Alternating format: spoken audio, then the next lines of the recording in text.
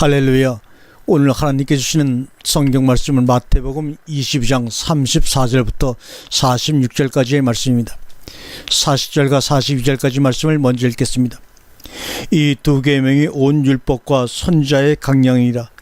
바리새인들이 모였을 때 예수께서 그들에게 물으시되 너희는 그리스도에 대하여 어떻게 생각하느냐? 누구의 자손이냐? 대답하되 다윗의 자손이다. 아멘. 오늘 예수님께서 바리새인들에게 물으면 너희는 그리스도에 대하여 어떻게 생각하느냐? 너희는 그리스도에 대하여 어떻게 생각하느냐? 이 질문을 오늘 그 당시에 바리새인뿐만 아니라 2000년 뒤에 살고 있는 우리들에게도 오늘 이 시간 주님께서 질문을 하고 계심을 믿습니다. 여러분은 너희는 그리스도에 대하여 어떻게 생각하느냐 하는 주님의 질문에 여러분 오늘 이 시간에 마음속으로 한번 깊이 대답을 해보시기를 간절히 바랍니다. 마태복음 22장은 46절이 5소절로 나누어져 있습니다. 그런데 이 5소절은 각각의 주제를 가지고 있고 각각의 주제는 전체적으로 하나의 주제와 연결이 되어 있습니다. 그 하나의 주제는 곧 그리스도이십니다. 그 그리스도를 첫 번째 주제에서 예복으로, 두 번째 주제에서는 형상과 글로, 세 번째 주제에서는 산자의 하나님으로, 네 번째 주제에서는 강령으로, 다섯 번째 주제에서는 종합과 결론으로 다윗의 주 그리스도라고 부각을 시키고 있습니다. 이상의 내용들은 자세한 주석을 붙이지 않아도 조금만 깊이 성경을 보시는 분들은 쉽게 파악할 수 있는 주제들입니다. 그러나 다시 한번 간략하게 요약을 하면 예복은 그리스도로 옷 입는 것을 말씀하고 있고 형상과 글은 아들의 형상이며 생각과 마음의 기록들 보며 산자의 하나님은 나는 부활이요 생명이니 나를 믿는 자는 죽어도 살겠고 살아서 믿는 자는 영원히 죽지 아니할 것이며 결국 그 예복, 그 형상과 글, 그 산자의 하나님은 다윗의 주라 불렀던 그리스도이신 것입니다. 그런데 오늘 생각하고자 하는 주제는 네 번째 주제, 즉 율법 중에 큰 계명, 즉 온 율법과 선지자의 강령의 문제가 왜 그 사이에 끼어 있느냐 하는 것입니다. 또한 네 번째 주제 다음에 갑자기 바리새인들에게 너희는 그리스도에 대하여 어떻게 생각하느냐는 질문을 던지셨는가 하는 문제입니다. 주님께서 바리새인들에게 던지셨던 질문은 바로 오늘날 우리에게도 던지고 계십니다. 너희는 그리스도에 대하여 어떻게 생각하느냐? 여기서 중요한 것은 계명의 문제와 그리스도와 어떤 상관관계가 있느냐는 것입니다. 사실상 원문 성경을 보게 되면 접속사 대 그리고 또한 이런 접속사 대가 나오는데 41절 앞부분에 기록되어 있는데 이것은 앞절과 연관이 있다는 것을 의미할 때 접속사 대를 씁니다. 또한 실제로 34절 이하에서부터 끝절까지는 말씀하시는 대상들이 바리새인임을 본문은 명시하고 있습니다. 네 번째 주제는 주님께서 질문을 받으신 입장이었고 다섯 번째 주제는 주님께서 질문하신 것으로 나타나 있습니다. 이상의 사실들을 우리가 종합해 볼 때 분명 계명의 주제와 그리스도의 주제는 어떤 연관성이 있는데 어떤 연관성인가 하는 것을 오늘 한번 살펴보고자 합니다. 첫 번째로 우리가 가지고 있는 그리스도에 대한 오해에 대해서 우리가 한번 깊이 살펴보겠습니다. 주님께서는 바리새인들에게 질문을 던지신 것은 그들이 그리스도에 대하여 어떤 오해를 하고 있기 때문이라고 볼 수가 있습니다. 역시 우리도 마찬가지입니다. 우리는 예수나 그리스도에 대하여는 너무나 잘 알고 있고 또 너무 많이 알고 있는데 반해 그리스도에 대해서는 너무도 모르고 있고 또한 알려고도 하지 않는다는 것입니다. 예수님 그 당시에 예수가 그리스도냐 아니냐는 문제에 대해 대단한 관심과 논쟁을 불러일으켰고 그 문제 때문에 이단자로 몰려 사실상 극악한 제수들의 형방법인 십자가 처형을 집행당하신 것입니다. 사도행전의 초대교회 이는 그 메시지의 핵심이 예수는 그리스도라 가르치기와 전도하기를 쉬지 아니했다고 사도행전 2장, 5장, 9장, 18년 등에 다양하게 표현을 하고 있습니다. 그런데 오늘날은 어떤가? 예수가 그리스도란 사실, 아니 예수 그리스도를 예수는 성쯤으로 그리스도는 이름 정도로 이해해버리고서는 무조건 믿음의 믿음으로 무비판, 무의미, 무관심 가운데서 맹신하고 있는 것이 사실입니다. 이것은 믿음도 아니며 미신도 아니요 아무것도 아닙니다. 이웃집 개 이름을 메리라고 부르니까 나도 덩달아서 메리 하는 식입니다. 심지어 천주교인들의 마루 및 강아지 이름도 메리인 것이 많습니다. 저 자신도 메리라는 개 이름이 예수님 어머니 마리아의 준말이라는 것을 깨달은 지 불과 얼마 안 됩니다. 본문에서 중요한 것은 주님 자신이 그리스도를 객관화시켜 말씀하셨다는 사실입니다. 당신 자신이 그리스도이시면 서도 예수의 입장에서 그리스도를 객관화시켜 네 자손이냐고 지금 묻고 계십니다. 여기서 중요한 것은 예수가 네 자손이냐 묻지 않으시고 그리스도가 네 자손이냐를 묻고 계신다는 사실입니다. 만약에 예수가 네 자손이냐 물으셨다면 마태복음 13장 55절 이하의 대답이 술술 나왔을 것입니다. 그는 그 목수의 아들이 아니냐. 그 모친 마리아가 이렇게 말입니다. 주님 자신도 예수가 네 자손이며 그 어머니 이름을 무엇인가를 잘 아십니다. 또한 예수란 이름을 자랑하지도 들먹이지도 않았습니다. 다만 사람들이 자기를 어떻게 보는가에 대해서와 제자들은 자기를 어떻게 보는가에 대해서 마태복음 16장 13절 이하에서 질문하고 계십니다. 너희는 나를 누구라고 하느냐? 그때 베드로의 대답이 우리가 잘 알다시피 주는 예수이십니다. 주는 예수이십니다나 주님은 예수 그리스도이십니다가 아니었다는 사실을 주목할 필요가 있습니다. 무슨 말인가 하면 주는 그리스도며 그리스도요 선지자며 선지자이지 예수냐 그리스도냐가 아니라는 말입니다. 다시 말하면 예수가 그리스도냐 선지자냐 하는 문제란 말입니다. 그때 당시 사람들은 예수가 선지자 중에 한 사람일지언정 그리스도는 아니라는 것이었고 베드로는 주님은 그리스도라고 하는 것입니다. 우리도 역시 예수가 그리스도라고 믿고 있습니다. 그때 당시 사람들은 오신 예수가 그리스도가 아니라 오실 그리스도가 따로 있다고 믿고 있었습니다. 그래서 심지어 세례 요한까지도 옥에 갇힌 후에는 그 문제에 혼란이 와서 제자들을 따로 보내 당신이 오실 그이십니까? 아니면 우리가 다른 일을 기다려야 합니까? 하고 질문하는 우문을 던졌습니다. 오늘날도 마찬가지입니다. 오셨던 예수가 그리스도를 믿고 그 그리스도가 세상 끝날까지 너희와 항상 함께 있으리라고 하신 오신 그리스도를 믿으려고 하지 않고 오실 재림 예수만 기다리고 있는 것입니다. 이 시대 사람들이 기다리던 재림 예수는 과연 오실 것입니까? 그러나 그가 그리스도라는 증거를 무엇으로 알 수 있겠습니까? 더욱이나 마귀는 변장술에 너무나 뛰어난 놈입니다. 마귀가 뿔과 드라큘라 이빨을 가지고만 나타나 준다면 어린아이까지도 속지 않을 자신이 있습니다. 그러나 성경은 사단도 자기를 광명의 천사로 가장하고 있습니다. 그러므로 사단의 일꾼도 자기를 의의 일꾼으로 가장하는 것 또한 큰일이 아니라고 성경은 얘기합니다. 그 앞절에서는 이것이 이상한 일이 아니라 다시 말하면 보통 그렇다는 것입니다. 초등학생들에게 방공교육을 시키면서 김일성의 모습을 마귀 모습으로 교육시켰더니 김일성이는 머리에 뿔이 나 있고 이빨이 드라큘라 이빨한 줄 알고 있었는데 어느 날 갑자기 목 뒤에 혹이 있는 김일성 사진을 보고 마귀가 아니라 사람이네 하더라는 웃지 못한 이야기도 있습니다. 마귀 모습을 그리는 화가들은 앞으로는 가장 멋있고 인자한 모습으로 그려야 정확하게 그리는 것입니다. 어떤 면에서는 예수님의 모습보다 더 인자하고 석가모니보다도 더 대비하게 그려야 할 것입니다. 왜냐하면 성경은 그렇게 묘사하고 있기 때문입니다. 너 아침의 아들 계명성이여 어찌 그리 하늘에서 떨어졌으며 너 열국을 엎은 자여 어찌 그리 땅에서 찍혔는고. 계명성이라는 말은 히브리어로 헬렌이라는 단어로 어근할라 빛나다 찬란하다 영광스럽다는 뜻입니다. 피엘 동사로서는 할렐루야가 이 단어에서 파생된 것입니다. 아시죠? 너 아침의 아들 계명성이여. 이 계명성이라는 말이 헬렌 바로 할렐루야라는 말이 계명성에서 나온 말이 바로 할렐루야입니다.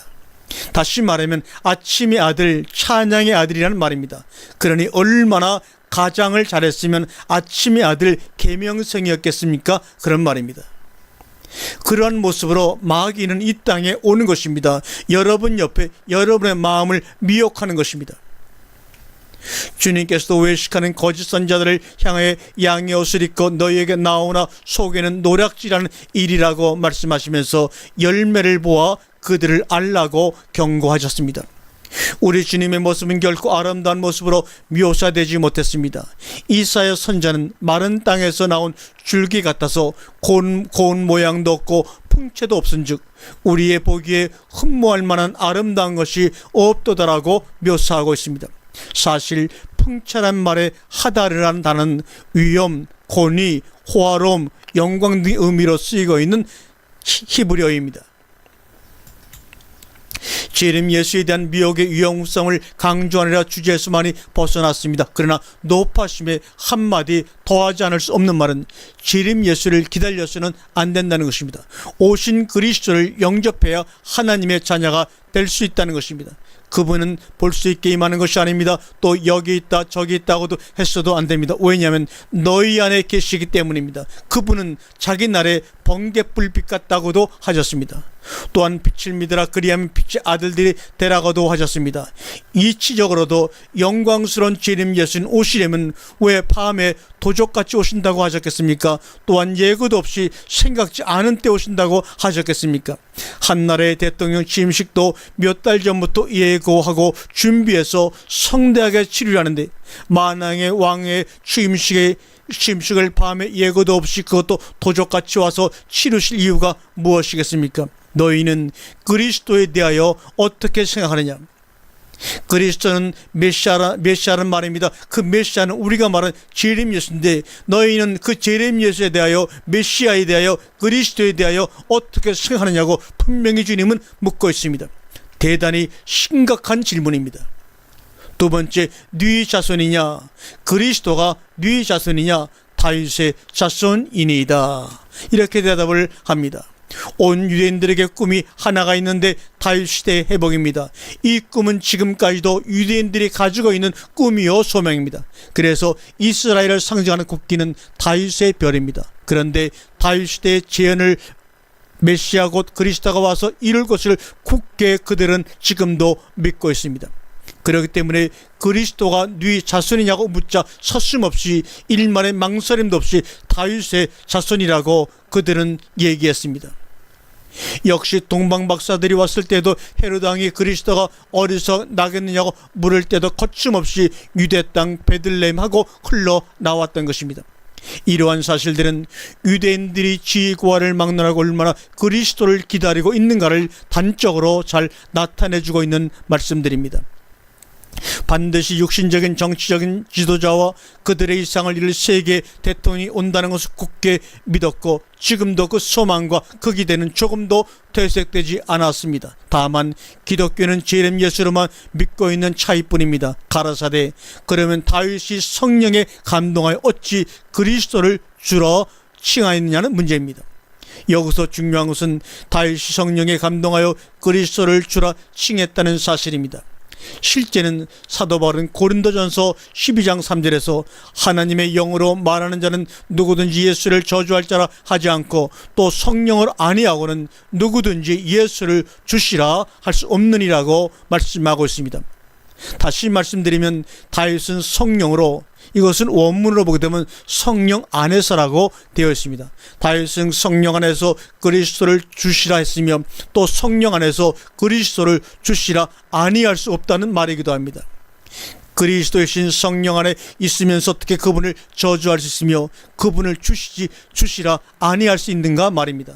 이것이 바로 시인 구원에서도 말씀을 드렸듯이 로마서 10장 8절과 11절의 시인이라는 것입니다. 결국 다윗의 자손 중에 예수가 나고 그 예수가 그리스도라는 말이지 그리스도가 다윗의 자손이 되지도 않고 될 수도 없다는 말씀입니다. 그리스도는 다윗의 주이십니다. 다윗 자신도 그리스도가 자기의 자손이라고 생각하지 않았다는 것입니다. 다만 아브라함 때로부터 유다 지파에서 그리스도이신 예수가 나실 것을 약속을 통해 믿고 있을 따름이었습니다. 세 번째, 주께서 내 주께 이르시되, 여기서 주님이 두 분으로 나타납니다. 첫 번째 주께서, 두 번째 내 주께 이르시되, 한 분은 아버지시고 한 분은 아들이시라는 사실은 누구나 다 인정합니다. 히브리서 1장은 바로 이 관계성을 자세하게 말씀하고 있습니다. 내가 내 아들이라 오늘날 내가 너를 낳았다 하셨고, 13절에서는 어느 때 천사 중 누구에게 내가 내 원수로 내 발상 되게 하기까지 너는 내 우편에 앉았으라 하였는고 라고 말씀하고 있습니다. 고린도전서의 부활장인 15장 22절 이하에서 아담 안에서 모든 사람이 죽은 것 같이 그리스도 안에서 모든 사람이 삶을 얻으리라. 그러나 각각 자기 차례대로 될지니 먼저는 첫 열매인 그리스도요, 다음에는 그리스도 강림하실 때 그에게 붙은 자요, 그 후에는 나중이니 저가 그 모든 정사와 모든 권세와 능력을 멸하시고 나라를 아버지 하나님께 바칠 때라 하시면서 저가 모든 원수를 그 발 아래 둘 때까지 불갑을 왕노릇 하시리라. 여기서도 왕은 그리스도로, 그리고 아버지 하나님과 그리스도로 대조되면서 28절에서는 만물을 저에게 복종하게 하신 때에는 아들 자신도 그때 만물을 자기에게 복종케 하신 이에게 복종케 되리니 하심으로 불갑을 왕노릇하지 않으면 안 되는 이유와 왕노릇의 결과를 아버지께 다 돌릴 것을 말씀하고 있습니다. 네 번째로, 둘째는 그와 같으니, 이제는 결론적으로 네 번째 주제 계명과 다섯 번째 주제 그리스도론과의 관계성을 한번 살펴보도록 하겠습니다. 크고 첫째 되는 계명은 누구나 다 하나님 아버지를 사랑하라는 말씀으로 잘 알고 있습니다. 또한 그 계명은 별로 부담스럽거나 죄스럽게 생각하지 않습니다. 왜냐하면 웬만한 열심히 신앙생활한 자들은 그들의 그 열심이 하나님을 사랑하기 때문이라고 믿고 있기 때문입니다. 그러나 이웃사랑의 문제에 부딪히면 항상 마음이 무겁고 괴롭습니다. 왜냐하면 이웃이 너무나 많고 또 이웃이 누구냐는 문제의 해석과 정의가 고고하기 때문입니다. 이웃이 누구냐의 문제는 내 이웃이 누구니까는 동영상을 보시는 것으로 대답을 대신하기로 하고, 여기서는 그 보충적 증거로 살펴보기로 하겠습니다. 본문에서 중요한 것은 둘째는 그와 같으니라는 말의 의미가 무엇이냐는 것입니다. 사실상 이 부분은 두 가지 해석으로 볼 수가 있습니다. 하나는 사랑한다는 것이 첫째와 같다는 의미와 또 하나는 사랑하는 대상이 같다는 의미로 보는 것입니다. 그러나 정확히 말한다면 사랑하는 대상이나 사랑의 방법이 첫째와 같은 것이다라고 보아야 한다는 것입니다. 사도 바울은 고린도전서 13장 사랑장에서 사랑과 구제, 사랑과 헌신, 즉 내 몸을 불사르게 내줄지라도를 구별하고 있다는 것입니다. 우리가 사람을 사랑한다고 할 때 이 이상의 사랑의 행위가 있다고 생각을 할 수가 있습니까? 그러나 그런 사랑적 행위와 사랑은 별개라는 것을 분명히 밝히고 있습니다. 결국 사랑은 언제까지든지 떨어지지 아니하는 영원한 것이며, 또한 사랑은 온전한 것을 올 때가 있을 것을 말씀하시며, 그 사랑이 올 때 부분적으로 하던 것은 필요 없게 되는데 그것은 방언이나 애언이나 지식 등등이라는 것을 말씀하고 있습니다. 그러므로 사도 바울이 말하고 있는 사랑은 추상명사적 성격이 아니라 인칭명사적 존재라는 것을 의미합니다. 결국 요한복음 14장 23절 말씀이 해답이라는 말씀을 다시 한번 반복합니다. 사람이 나를 사랑하면 내 말을 지키리니 내 아버지께서 저를 사랑하실 것이요 우리가 저에게 와서 거처를 저와 함께 하리라. 아멘. 이것이 바로 둘째는 원문에서 대라는 접속사, 그리고 또 안의 의미의 접속사가 있죠. 그와 같은 대상을 사랑하라는 말씀입니다. 즉 요한복음 14장 15절대로 너희가 나를 사랑하면 나의 계명을 지킬 것이며, 그러므로 내 아버지의 사랑을 받고 우리가 아버지 아들이 저에게 와서 거처를 함께함으로 가장 가까운 이웃이 되신 것입니다. 바로 이것이 바로 이웃입니다. 또한 그분들은 아버지께서 내 안에 내가 아버지 안에 있는 것 같이 저희도 다 하나가 되어 우리 안에 있게 하심으로 나 자신처럼 그분들을 사랑할 수 있게 되는 것입니다. 그날에는 내가 아버지 안에 너희가 내 안에 내가 너희 안에 있는 것을 너희가 알리라고 요한복음 14장 20절에 말씀하셨습니다. 지금 이 말씀이 믿어지지 않는다고 해서 여러분 포기하지 마십시오. 이해가 안 된다고 해서 포기하지 마십시오. 언젠간 이 말씀이 여러분들에게 절실히 깨달아질 때가 있을 것이며, 또한 이 말씀이 그때 많은 도움을 줄 것입니다. 내가 지금 이해하지 못한다고 해서 하나님 말씀이 아닌 것은 아닙니다. 여러분께서 깨닫거나 이해하지 못하더라도 하나님의 말씀은 언제나 그냥 하나님의 말씀으로 살아 계시는 것입니다. 여러분들이 받아들이지 않는다고 해서 그분이 손해보시거나 하나님의 약속이 폐하여지지 않습니다. 다만 손해보고 실패하는 쪽은 언제나 생명의 하나님 말씀을 받아들이지 않는 인간들 뿐임을 성경의 역사가 분명히 증명하고 있는 것입니다. 다만 오늘 이 말씀을 전해드리는 입장에서 시청자들이 쉽게 이해할 수 있도록 고고한 설명을 통해 진리를 묘사하고 싶은 생각이 없다는 것을 죄송스럽게 생각할 따름입니다. 진리는 그럴듯한 설명을 통해 이해되어질 수 있는 성격이 아니라 성령님을 통해서 다만 계시를 통해서만이 깨달을 수가 있기 때문입니다. 아멘. 아멘.